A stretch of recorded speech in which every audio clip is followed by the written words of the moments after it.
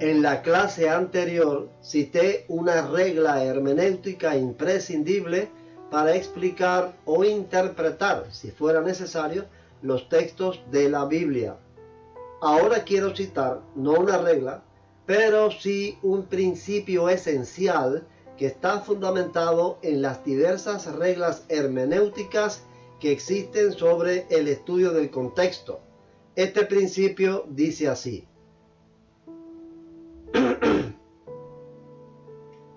un texto sin su contexto es solo un pretexto. Este es el principio que aplicaremos para demostrar lo mal usadas que están las escrituras del capítulo 9 de Romanos en la Confesión de Fe de Westminster, una confesión calvinista. Ante todo, es necesario aclarar que el Nuevo Testamento en sus textos originales más antiguos, los manuscritos griegos, no está dividido en capítulos, versículos o temas. Todo está escrito de corrido. Inclusive, los manuscritos más antiguos del Nuevo Testamento, los llamados unciales, escrito todo con letras mayúsculas, no tiene divisiones entre palabras. O sea, los copistas originales más antiguos no escribieron el Nuevo Testamento como nosotros lo tenemos ahora en lo que se refiere a las divisiones. Por eso es de suponer que así lo escribieron, sin divisiones, los autores originales: Mateo, Marcos, Lucas, Juan, Pablo y los demás. Las divisiones de capítulos y versículos se introdujeron siglos después. La división en capítulos se hizo en el siglo XIII y la de versículos en el siglo XVI, 3 siglos después que la anterior y cuando ya existía la imprenta. Estas divisiones se inventaron con el fin de buscar y localizar fácil y rápidamente un determinado texto. Con ese solo fin son muy útiles y ya totalmente imprescindibles. Sin embargo, si nos salimos de ese único propósito, pueden llegar a ser muy nocivas y peligrosas estas divisiones, cuando se intentan explicar temas teológicos o doctrinales. Para tener una clara percepción del texto bíblico, es menester concebirlo en la mente como un todo, sin divisiones espurias, solo con las divisiones de ideas que el mismo autor va desarrollando. Un solo versículo o unos pocos de ellos nunca deben ser usados para respaldar una concepción teológica o doctrinal sin antes atender al contexto donde ese o esos versículos se encuentran. En la ausencia de este cuidado es que yerra abundantemente la Confesión de Fe de Westminster.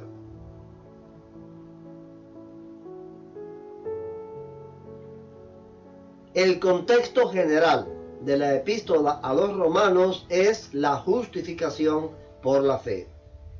El contexto particular de los capítulos 9 al 11 en el tema central de la justificación por la fe es la elección de Israel, pero también su fracaso, porque buscó la justicia por las obras de la ley y no por fe.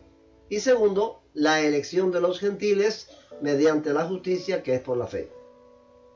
Si nos fijamos, los editores de la Reina Valera de 1960 y 1995 titulan el primer tema del capítulo 9 así: la elección de Israel. No podemos ignorar, y mucho menos excluir, el contexto general y el contexto particular en los usos respectivos que hagamos de los versículos dentro de esos capítulos. Sin embargo, ninguno de los 3 capítulos nos dice algo explícito o que pueda interpretarse lógicamente y con sentido común acerca de un supuesto decreto eterno de elección y otro decreto eterno de reprobación antes de la fundación del mundo. Eso procede de una teología que quien la tenga en la mente va a creer que ciertos versículos tomados sin tener en cuenta el contexto parece que se refieren a algo así. Pero el análisis contextual de los mismos demuestra que no lo es. Por tal motivo, antes de comenzar con las citas de la Confesión de Fe de Westminster, vamos a leer todo el capítulo 9 de Romanos. Les recomiendo a ustedes que también lean, si es posible, los capítulos 10 y 11 después que terminemos de leer Romanos 9. Paran el video y los leen. Verán que todo está enlazado en el mismo tema particular: la elección y el fracaso de Israel y la elección de los gentiles. Verdad digo en Cristo, no miento, y mi conciencia me da testimonio en el Espíritu Santo, que tengo gran tristeza y continuo dolor en mi corazón, porque deseara yo mismo ser anatema, separado de Cristo, por amor a mis hermanos, los que son mis parientes según la carne, que son israelitas, de los cuales son la adopción, la gloria, el pacto, la promulgación de la ley, el culto y las promesas. A ellos también pertenecen los patriarcas, de los cuales según la carne vino Cristo, el cual es Dios sobre todas las cosas, bendito por los siglos. Amén. No que la palabra de Dios haya fallado, porque no todos los que descienden de Israel son israelitas, ni por ser descendientes de Abraham son todos hijos suyos, sino en Isaac te será llamada descendencia. Esto es, no son hijos de Dios los hijos según la carne, sino que son contados como descendencia los hijos según la promesa, porque la palabra de la promesa es esta: por este tiempo vendré y Sara tendrá un hijo. Pero no solo esto, pues también Rebeca concibió de un solo hombre, de Isaac nuestro padre. No habían aún nacido, ni habían hecho aún ni bien ni mal, para que el propósito de Dios conforme a la elección permaneciera, no por las obras, sino por el que llama, cuando Dios le dijo a Rebeca: el mayor servirá al menor. Como está escrito: a Jacob amé, mas a Esaú aborrecí. ¿Qué pues diremos? ¿Que hay injusticia en Dios? De ninguna manera, pues a Moisés dice: tendré misericordia del que yo tenga misericordia, y me compadeceré del que yo me compadezca. Así que no depende del que quiere, ni del que corre, sino de Dios que tiene misericordia. Porque la Escritura dice a Faraón: para esto mismo te he levantado, para mostrar en ti mi poder, y para que mi nombre sea anunciado por toda la tierra. De manera que de quien quiere, tiene misericordia, y al que quiere endurecer, endurece. Pero me dirás: ¿por qué pues sin culpa? ¿Quién ha resistido a su voluntad? Pero tú, hombre, ¿quién eres para que alterques con Dios? Dirá el vaso de barro al que lo formó: ¿por qué me has hecho así? ¿Acaso no tiene potestad el alfarero sobre el barro para hacer de la misma masa un vaso para honra y otro para deshonra? ¿Y qué si Dios, queriendo mostrar su ira y hacer notorio su poder, soportó con mucha paciencia los vasos de ira preparados para destrucción? Él, para hacer notorias las riquezas de su gloria, las mostró para con los vasos de misericordia que había preparado de antemano para gloria. A estos también ha llamado, es decir, a nosotros, no solo de los judíos, sino también de los gentiles, como también en Oseas dice: llamaré pueblo mío al que no era mi pueblo, y a la no amada, amada. Y en el lugar donde se les dijo: vosotros no sois pueblo mío, allí serán llamados hijos del Dios viviente. También Isaías proclama acerca de Israel: aunque el número de los hijos de Israel fuera como la arena del mar, tan solo el remanente será salvo, porque el Señor ejecutará su sentencia sobre la tierra con justicia y prontitud. Y como antes dijo Isaías: Si el Señor de los ejércitos no nos hubiera dejado descendencia, como Sodoma habríamos venido a ser, y a Gomorra seríamos semejantes. ¿Qué pues diremos? ¿Que los gentiles que no iban tras la justicia han alcanzado la justicia, es decir, la justicia que es por fe, mientras Israel, que iba tras una ley de justicia, no la alcanzó? ¿Por qué? Porque iban tras ella no por fe, sino dependiendo de las obras de la ley, de modo que tropezaron en la piedra de tropiezo, como está escrito. He aquí, pongo en Sión piedra de tropiezo y roca de caída, y el que crea en él no será defraudado. El uso de Romanos 9 en la confesión de fe de Westminster.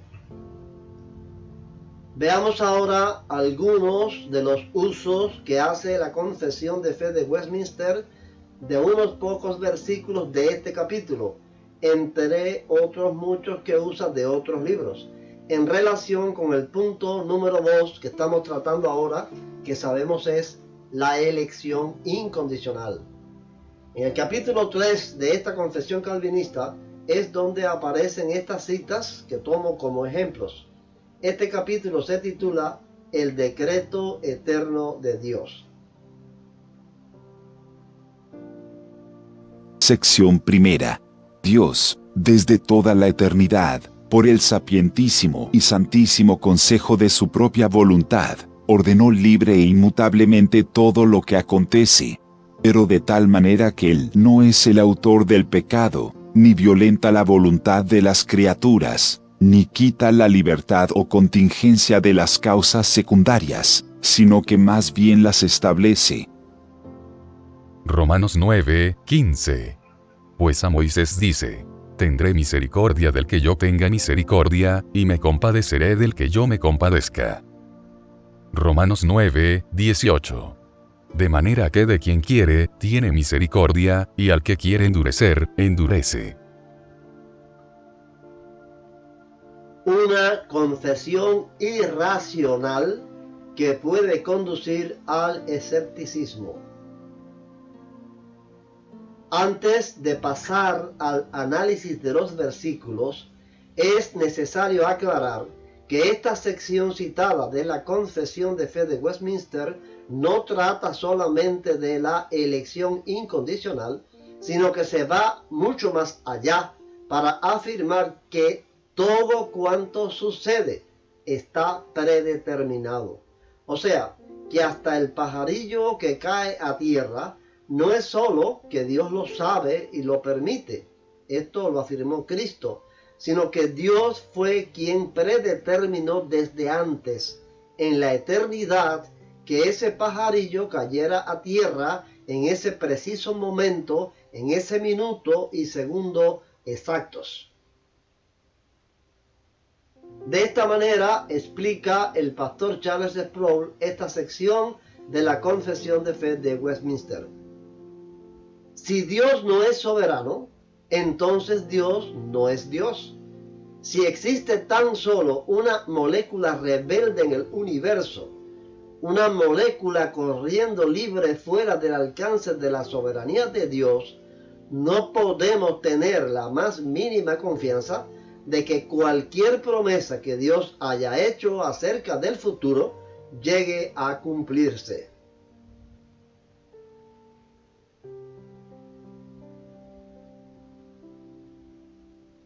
En esta sesión de nuestro estudio de la predestinación quisiera enfocar nuestra atención en la soberanía de Dios. Una de las razones por las que creo que es importante empezar con esto en nuestro estudio de esta doctrina es porque es un área en la que casi todos los cristianos están de acuerdo. Concordamos en que Dios es soberano. La manera en que entendemos la soberanía de Dios puede diferir de un cristiano a otro, pero en sí todos nos adherimos a la confesión de que Dios es soberano. El tercer capítulo de la Confesión de Westminster empieza con estas palabras: Dios, desde toda la eternidad, por el sapientísimo y santísimo consejo de su propia voluntad, ordenó libremente e inmutablemente, es decir, sin ninguna posibilidad de cambio. Dios ordenó libremente y de forma inmutable todo lo que acontece. Hagamos un alto aquí en el punto y coma. Dios desde la eternidad, según su propio y santo consejo, ordenó de forma libre e inalterable o predeterminó todo lo que iba a pasar. Hice un alto en esta parte en la clase del seminario y le dije a mis estudiantes: ¿cuántos de ustedes creen en esa declaración? Ahora, ustedes tienen que saber que se trataba de un seminario presbiteriano, por lo que esos estudiantes estaban bien anclados en la tradición agustiniana, y por eso obtuve como el 70% de los votos. Una gran mayoría lo creía. Luego dije: ok, ¿cuántos de ustedes no creen en esa declaración? Y más o menos 30 manos se levantaron, y les dije: está bien, ahora déjenme hacerles otra pregunta. Sin temor a recriminaciones, nadie los va a señalar, solo quisiéramos saber, tengan la libertad de presentar su posición. ¿Cuántos de ustedes se llamarían a sí mismos ateos? Y nadie levantó su mano. Y empecé a hacer uso de mis dotes de Sherlock Holmes. Solo hay una cosa que no entiendo, les dije. Miré a esos 30 que habían levantado sus manos y les dije: ¿les molestaría si les hago una pregunta personal? Les dije: no puedo entender por qué los que levantaron su mano diciendo que no creen en esta afirmación no levantaron su mano cuando pregunté si eran ateos. Y ellos me miraron con una mezcla de perplejidad y desconcierto, la misma clase de mirada que estoy viendo en sus ojos ahora, y les decía: ¿por qué si ustedes no creen esa declaración, está claro que en esencia al final son ateos? Y es posible que fue la frase más desconcertante que ellos jamás oyeron en sus vidas. Les dije: bueno, entendamos que esta declaración que acabo de leer, de que Dios ha preordenado todo lo que pasará, no es una declaración que es única al calvinismo o al presbiterianismo. No distingue a la tradición reformada de otras tradiciones, ni siquiera distingue a los cristianos de los judíos o de los musulmanes. Esta declaración distingue a los teístas de los ateístas. Ahora, ellos seguían desconcertados mientras continuaba con mi arenga y les dije: ¿no ven que si hubiera algo que pasa en este mundo fuera de la predeterminación de Dios, que si no hay un sentido por el cual Dios está ordenando todo lo que va a pasar, entonces en cualquier momento algo sucede fuera de la predeterminación de Dios y por lo tanto está pasando fuera de la soberanía de Dios? Porque entendemos que cuando hablamos acerca de Dios ordenando las cosas, hay diferentes maneras en las que Dios ordena que pasen. Esto no necesariamente significa que Dios se lanza al planeta y hace que algo pase a través de un involucramiento directo e inmediato de su parte. Pero la clave, yo creo, en esta declaración tiene que ver con la palabra ordenar. Todo lo que esta declaración expresa es que Dios es soberano sobre todo lo que pasa. Todo lo que pasa en este mundo no puede suceder separado de la soberanía divina. Algunas veces distinguimos entre lo que se conoce como la voluntad eficaz de Dios y su voluntad permisiva. De seguro has oído esas distinciones. Permítanme trabajarlas y definirlas en los términos más fáciles. Si algo pasa en este mundo, por el poder de los humanos, por el poder de la naturaleza, por el poder de las máquinas, Dios siempre tendrá el poder y la autoridad para evitar que al menos suceda. ¿No es cierto?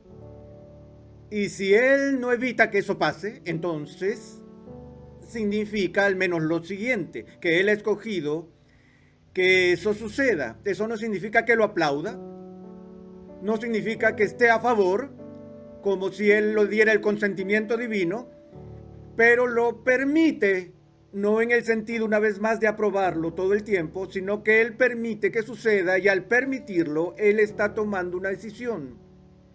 Y la está tomando de forma soberana. Y Él conoce por adelantado lo que va a pasar, y si Él decreta que esto llegue a pasar, Él está reteniendo su soberanía sobre eso. Ahora, si las cosas pasan en este mundo fuera de la soberanía de Dios, entonces eso simplemente significa que Dios no es soberano. Y la razón por la que hice la pregunta del ateísmo es, por supuesto, que si Dios no es soberano, entonces Dios no es ¿qué? Dios, así de simple. Si Dios no es soberano, Dios no es Dios. Y si el Dios en el que tú crees no es un Dios soberano, entonces no crees realmente en Dios.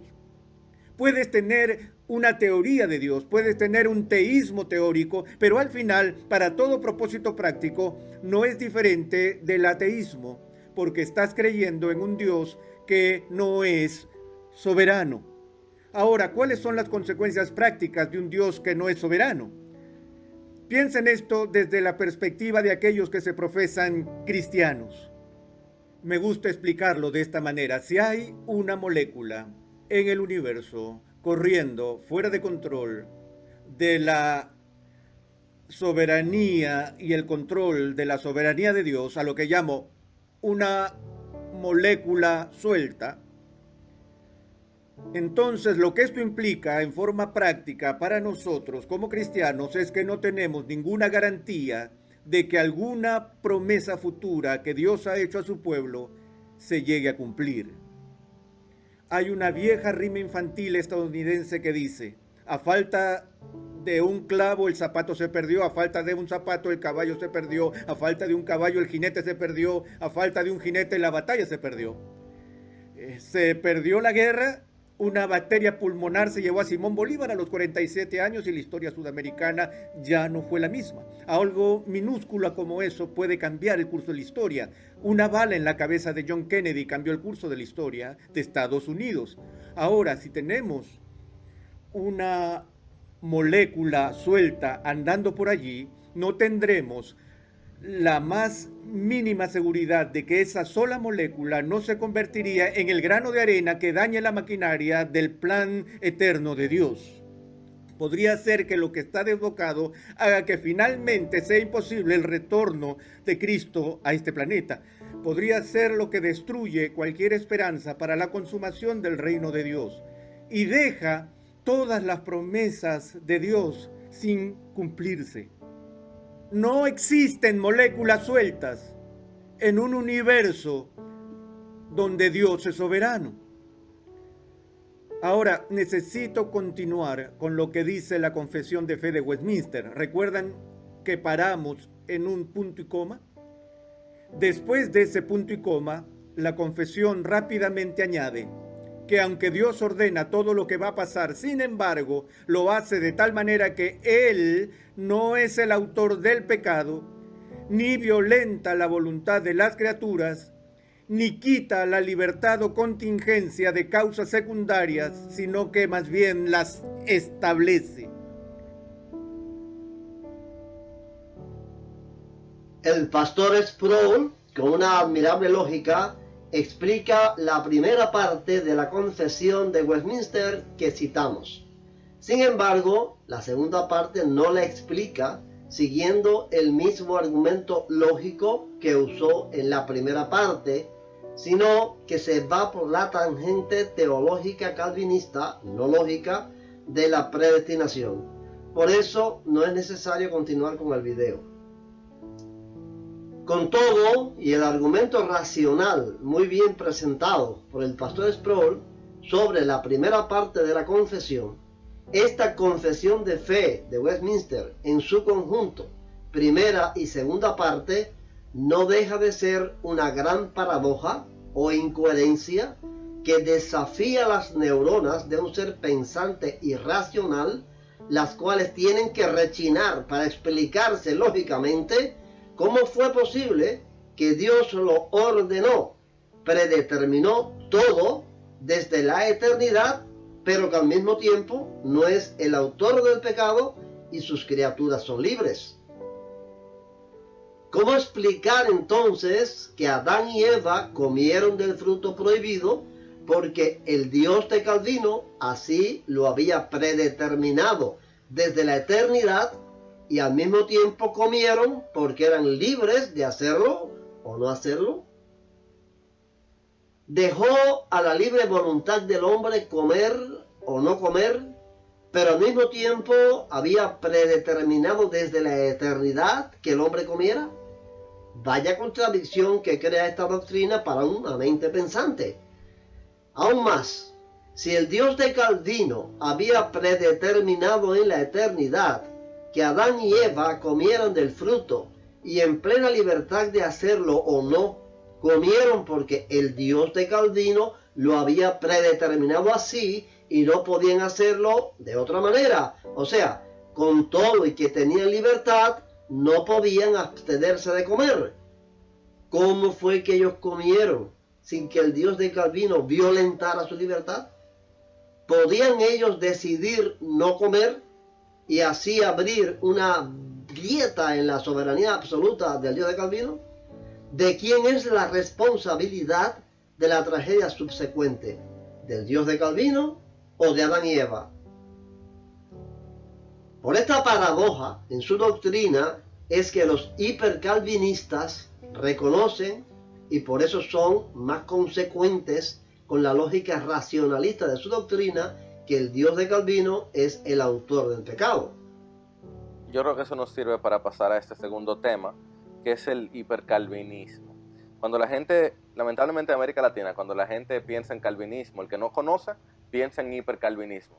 El hipercalvinismo enseña que es innecesario o pecaminoso inclusive evangelizar, porque Dios va a salvar a quien va a salvar y nosotros no tenemos parte. Dice que un elegido puede vivir la vida como bien le plazca, sin necesidad de arrepentimiento. Es lo que la gente usualmente le llama salvo siempre salvo. Dice que Dios es autor del mal y es autor del pecado inclusive, por lo menos esa es la conclusión lógica. Y dice que no hay ninguna responsabilidad de parte del hombre. Aunque los más ilustres calvinistas de hoy rechazan de manera tajante estas conclusiones lógicas del hipercalvinismo, la evidencia demuestra que el racionalismo calvinista a quien favorece es a los hipercalvinistas. Los demás naufragan en contradicciones. La doctrina calvinista es racionalista, pero al mismo tiempo traspasa la razón y formula un absurdo, porque los calvinistas de Westminster y los de ahora no quisieron y no quieren aceptar las implicaciones y consecuencias lógicas de su doctrina racional, como las aceptan y las defienden los hipercalvinistas. El origen del mal es un misterio que han tratado de explicar racionalmente filósofos y teólogos cristianos a través de todos los tiempos, y cuantos han tratado de hacerlo en esa dimensión racional, en no pocos casos han terminado en concepciones erradas y hasta en la negación de Dios, porque simple y llanamente la Biblia no revela el origen, o más bien el porqué del mal. Hay dos preguntas y dos afirmaciones que hace el ateo al cristiano. ¿Por qué, si Dios es omnisciente y bueno, existe el mal? ¿Dios creó al diablo o Satanás sorprendió a Dios? Si Dios es omnisciente, entonces no es bueno, porque permitió toda la tragedia del mal. Si Dios es bueno, entonces no es omnisciente, porque el mal lo sorprendió. Tales preguntas y dubitaciones no tienen respuestas en la Biblia. Son misterios no revelados para los cuales no hay respuestas. Oímos al pastor Charles Sproul decir que quien no crea en esta doctrina calvinista de la soberanía divina, la predeterminación de todo desde la eternidad, es un ateo. Pero me parece que esta doctrina fanática e irracional ha dañado más a las mentes de los cristianos que los mismos ateístas por las incertidumbres que siembra y las lagunas que deja, puesto que tratan de explicar racionalmente lo que es inexplicable. Un cristiano que oye estas explicaciones racionalistas y lógicas del pastor Sproul, apasionadas pero incoherentes con lo que dice la segunda parte de la confesión de fe que el pastor defiende en ese momento, y encuentra que no hayan cabida en su mente de manera satisfactoriamente reflexiva y creíble, fácilmente declina hacia el escepticismo, y de ahí al ateísmo, la negación de Dios. No hay más que un paso. Eso le ha ocurrido a muchos, como el teólogo de la liberación, el pastor presbiteriano del cual escribí al principio de estas clases. Bien lo advirtió Jesucristo: cuando venga el Hijo del Hombre, ¿hallará fe en la tierra? Los calvinistas ponen a un lado la fe cuando se agarran a conceptos racionales para explicarse por qué creen. La fe no se fundamenta en el racionalismo. La fe es creer, confiar sin ver ni poder comprobar, y mucho menos comprobar con argumentos racionalistas. El gran error de los calvinistas consiste en defender la soberanía de Dios, que es real y verdadera, tratando de explicar racionalmente el asunto con conceptos irracionales y equívocos, y por sobre todo ignorando que eso mismo que ellos tratan de explicar y defender, Dios no lo ha revelado en su palabra. Tan lejano en la historia cristiana como en el siglo II, el apologista Tertuliano expresó con una sencilla frase el gran misterio racional de creer por la fe. Dijo: creo porque es absurdo. Esta frase ha perdurado en los siglos y todavía hoy, en medio de la ciencia, la técnica y el avance portentoso de la humanidad, podemos comprender y aplicar la magnitud profunda de esta verdad. En la mente finita y racional del hombre, a Dios no puede dársele una explicación que satisfaga plenamente el intelecto, porque entonces Dios sería tan pequeño como el intelecto humano. Precisamente por ser un absurdo a la ínfimamente humana es que Él es grande. Por ser incognoscible es que es verdadero. Si yo pudiera explicar a Dios satisfactoriamente con mi pensamiento, entonces Dios sería tan pequeño como mi pensamiento. ¡Qué dislate! No caerían los calvinistas en doctrinas fanáticas, irrazonables y contradictorias como estas si aceptaran humildemente decir: no sabemos, Dios no ha revelado esto en su palabra, y someterse a la sola fe, que consiste, repito, en creer sin ver y sin poder comprobar con hechos y mucho menos con argumentos racionales. Mi opinión sobre estos misterios no revelados se basa en primer lugar en un texto bíblico claro y específico. Este texto a veces hay quien lo usa de manera recurrente para justificar la ignorancia, pero que contiene toda la verdad cuando se trata de asuntos como este del origen del mal. Está en Deuteronomio 29:29. Las cosas secretas pertenecen a Jehová nuestro Dios, pero las reveladas son para nosotros y para nuestros hijos para siempre, a fin de que cumplamos todas las palabras de esta ley. También me fundamento en otro principio muy importante de la hermenéutica bíblica que dice: hablar donde la Biblia habla y callar donde la Biblia calla. De la soberanía de Dios podemos creer lo que dice o enseña la Biblia. Para tener seguridad solo se debe hablar donde habla la Biblia. Dios es soberano porque la Biblia dice que es el Todopoderoso.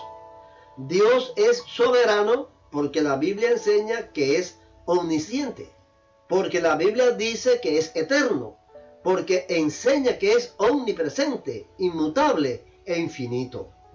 La Biblia dice que Dios es el creador de todo este insondable universo. Hoy la ciencia lo divide en dos partes, el macrocosmos y el microcosmos. Ambos mundos son grandiosos y llenos de misterios inescrutables. Por eso Dios es soberano. La Biblia dice que Dios es verdadero, santo, justo y misericordioso. Y me faltaría aún mencionar muchas otras cosas que la Biblia dice o enseña sobre Dios, por las cuales se puede creer y confesar que Él es soberano. Pero eso de que todo lo que habría de pasar en este universo está predeterminado desde antes de la fundación del mundo, hasta el minuto y el segundo exactos en que un pajarillo va a caer a tierra, o la manera en que una molécula debe comportarse, porque de otra manera entonces ya Dios no es Dios, eso no lo enseña la Biblia y mucho menos lo dice. Eso es teología racionalista, no Biblia. Además de que nos lleva a la conclusión lógica sobre este mundo, de que es como una especie de robot moderno, el cual funciona teledirigido por una computadora y que mecánicamente tiene que funcionar y comportarse como la computadora lo tiene programado desde antes de la fundación del mundo. Entonces, el libre albedrío humano es una falacia. Segundo, la responsabilidad personal de nosotros como pecadores no existe. Tercero, como pecadores hacemos lo que está predeterminado que hagamos, pecar. Cuarto, el castigo del Dios de Calvino contra los pecadores no es justo, por cuanto ellos no tienen otra opción que pecar. Quinto, las horribles guerras desde que el hombre existe, con ríos de sangre, mujeres viudas y niños huérfanos, odio, destrucción y abusos por doquier, no son de la responsabilidad y culpa del hombre pecador, sino del Dios de Calvino, quien predeterminó desde la eternidad que esto así pasara. Así, todas las maldades que han existido, existen y existirán sobre esta tierra y fuera de ella, fueron predeterminadas por el Dios de Calvino y no puede suceder de otra manera. Cuando Juan Calvino mandó quemar vivo en una hoguera a Miguel Servet, fue porque así estaba predeterminado por el Dios de Calvino desde antes de la fundación del mundo. El devastador y triste escándalo en torno al afamado apologista cristiano Ravi Zacharias también estaba predeterminado por el Dios de Calvino desde antes de la fundación del mundo. ¿Fueron Juan Calvino y Ravi Zacharias responsables de sus actos o solo cumplieron lo que el Dios de Calvino había predeterminado para ellos desde antes de la fundación del mundo? ¿Quién es el responsable de lo que ellos hicieron? Podemos creer y confesar con toda confianza lo que el mismo Señor ha revelado para nosotros en su palabra, pero debiéramos ser cautelosos y guardar silencio respetuoso sobre los misterios que Él no ha querido revelar. Debiéramos reconocer humildemente nuestras herméticas limitaciones de comprensión y la finitud restringida de nuestra mente ante la majestuosa infinidad de Dios.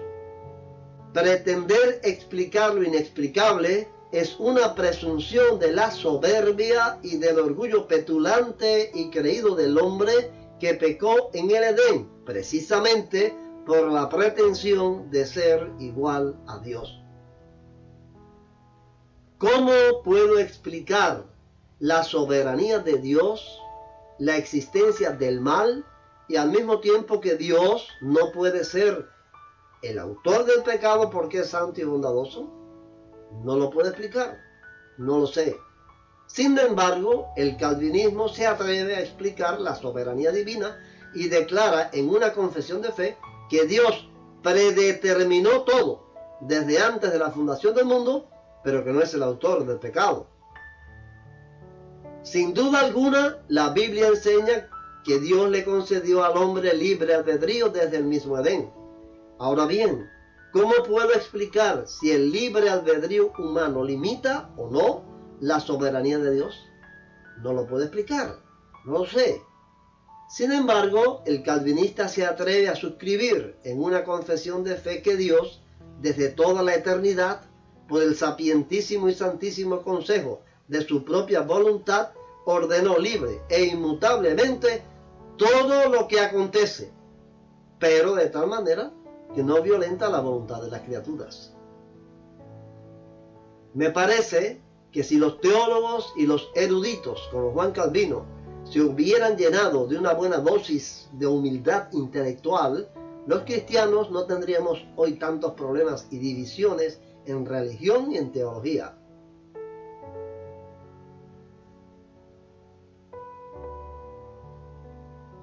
Después de haber advertido lo que desafortunadamente implica para la fe cristiana esta sección de la Confesión de Westminster, vayamos al objetivo de nuestro análisis aquí, que es comprobar cómo los versículos que usan de Romanos 9 en la confesión no tienen nada que ver con lo que están confesando y mucho menos con lo que implica eso que están confesando.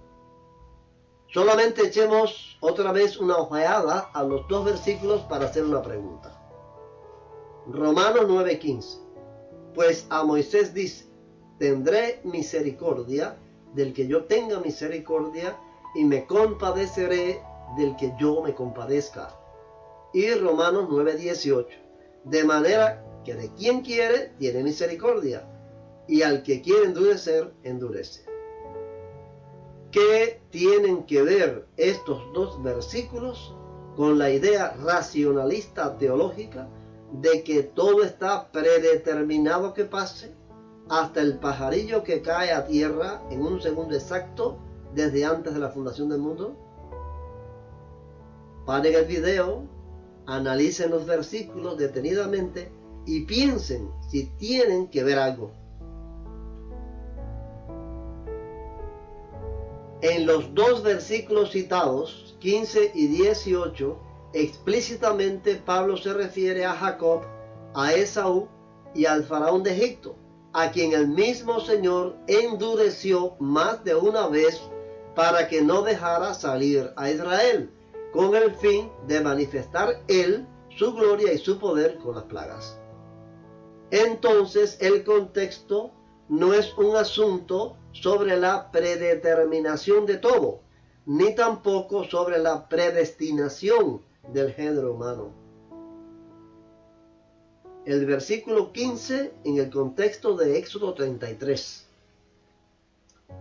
Aun si vamos al contexto de la frase en el Antiguo Testamento que aparece en el versículo 15 y que dice: tendré misericordia del que yo tenga misericordia y me compadeceré del que yo me compadezca, que está en Éxodo 33, 19, vamos a encontrar que esto Dios se lo dijo a Moisés aludiendo al pueblo de Israel, no refiriéndose a toda la humanidad, y mucho menos a la predeterminación de todas las cosas.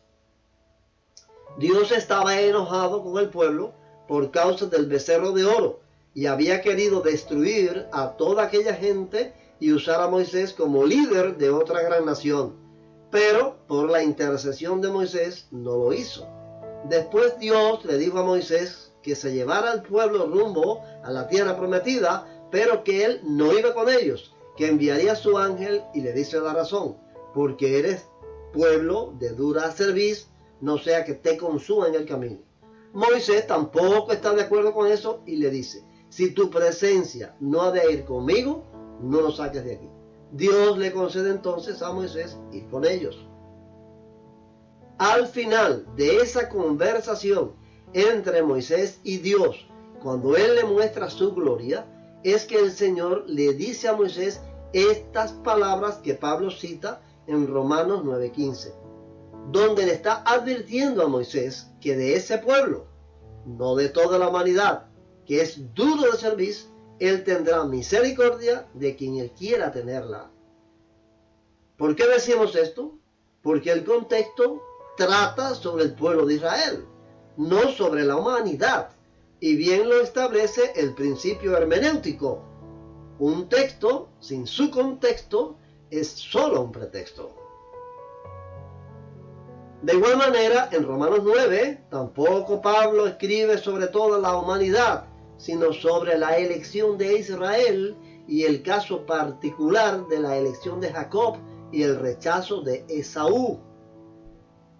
Y sobre esta elección de Jacob y el rechazo de Esaú, no sobre una supuesta elección de una parte de la humanidad y la reprobación de la otra, es que Pablo argumenta con estas palabras: no habían aún nacido, ni habían hecho aún ni bien ni mal, para que el propósito de Dios conforme a la elección de Jacob, no de nadie más, permaneciera, no por las obras, sino por el que llama.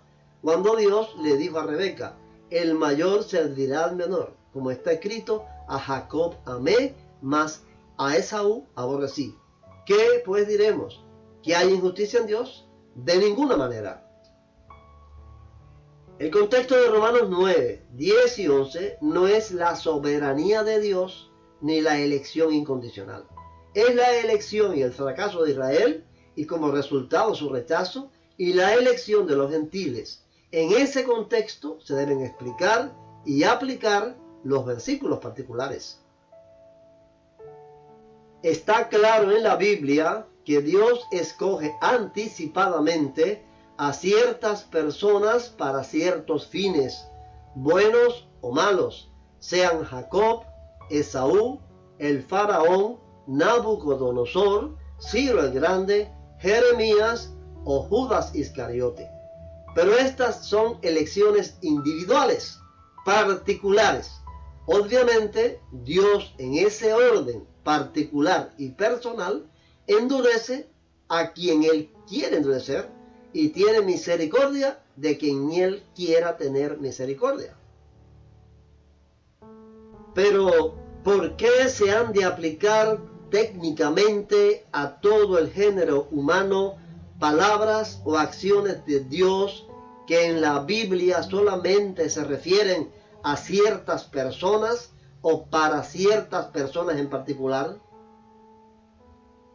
Solamente por seguir una teología racionalista y hermética como el calvinismo, se le pasa por encima al principio básico de la hermenéutica. Un texto sin su contexto es solo un pretexto. Respaldar la doctrina calvinista de la soberanía de Dios o de la elección incondicional con estos escuetos versículos, ignorando totalmente su contexto, carece de lógica y de sentido común. No hay tiempo aquí para ver los demás textos que usan Efesios 1:11, Romanos 11:33 y Hebreos 6:17. Si los leemos y los analizamos, también nos vamos a dar cuenta que tampoco tienen que ver algo con lo que están confesando. Veamos otro de los incisos en la Confesión de Fe de Westminster. Sección tercera. Por el decreto de Dios, y para la manifestación de su gloria, algunos seres humanos y ángeles son predestinados y preordenados para vida eterna, y otros preordenados para muerte eterna. Romanos 9, 22 y 23. Y que, si Dios, queriendo mostrar su ira, y hacer notorio su poder, soportó con mucha paciencia los vasos de ira preparados para destrucción, Él, para hacer notorias las riquezas de su gloria, las mostró para con los vasos de misericordia, que había preparado de antemano para gloria. Recordemos una vez más que en concordancia con el contexto, todo esto que escribe Pablo tiene que ver con la rebeldía y el fracaso de Israel, y que por lo tanto estos vasos de ira preparados para destrucción que Dios soportó con mucha paciencia no son otros que los hebreos en el monte Sinaí adorando un becerro, y a los cuales Dios destinó a la destrucción total en 40 años. Y después a generaciones y generaciones de israelitas que en toda su historia hasta el tiempo de Pablo y aún después estuvieron bajo la ira de Dios, igual que aquellos, por sus rebeldías y sus pecados, no porque fueron predestinados desde antes de la fundación del mundo para condenación. Esto es lo que escribe Pablo en este mismo contexto que estamos analizando, Romanos 11, 7 al 10. ¿Qué pues? Lo que buscaba Israel no lo ha alcanzado, pero los escogidos sí lo han alcanzado, y los demás fueron endurecidos, como está escrito.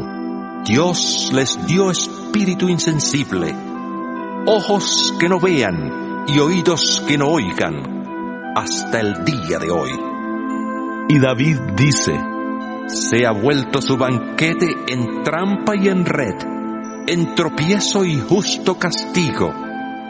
Sean oscurecidos sus ojos para que no vean, y agóbiales la espalda para siempre. Como vemos, los escogidos y los endurecidos en este contexto son personas del pueblo de Israel, nadie más. ¿Por qué habrá de aplicarse este escogimiento y endurecimiento a los ángeles y a toda la humanidad para dividirla en dos bandos?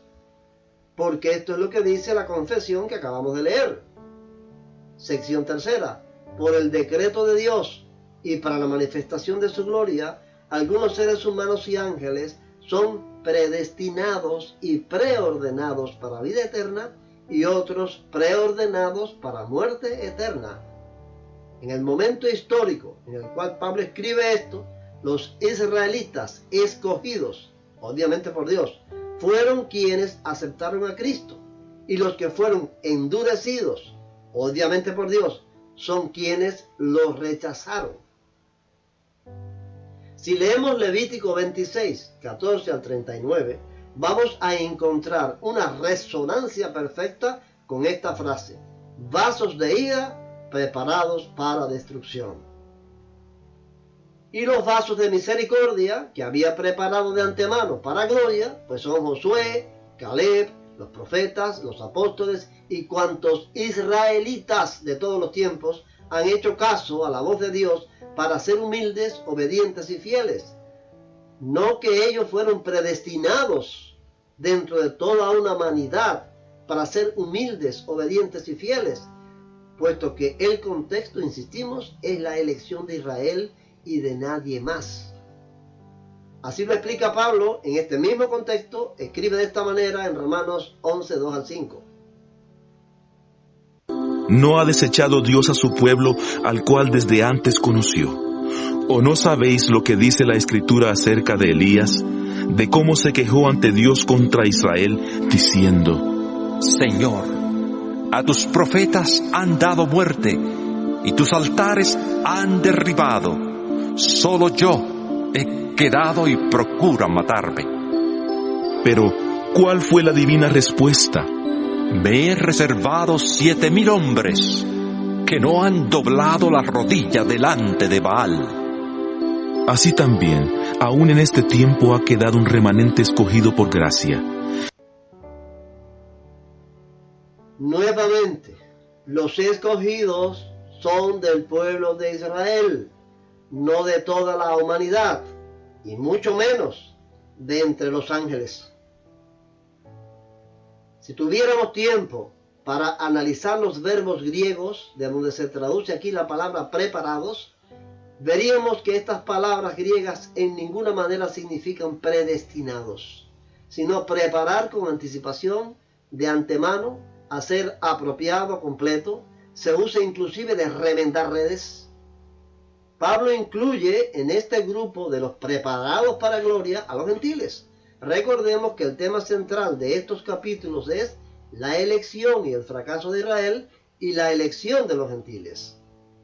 Pablo escribe así en Romanos 9, 23 y 24. Él, para hacer notorias las riquezas de su gloria, las mostró para con los vasos de misericordia que había preparado de antemano para gloria. A estos también ha llamado, es decir, a nosotros, no solo de los judíos, sino también de los gentiles.